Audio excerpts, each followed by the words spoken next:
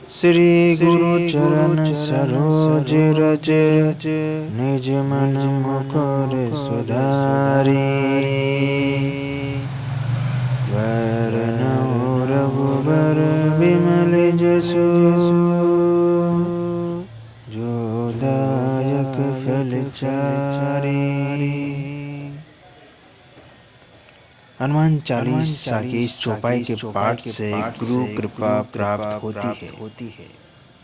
गुरु महाराज के चरण कमलों की धूलि से अपनी मन रूपी दर्पण को पवित्र करके श्री रघुवीर के निर्मल यश का वर्णन करता हूँ, जो चारों फल धर्म अर्थ काम और मोक्ष को देने वाला है।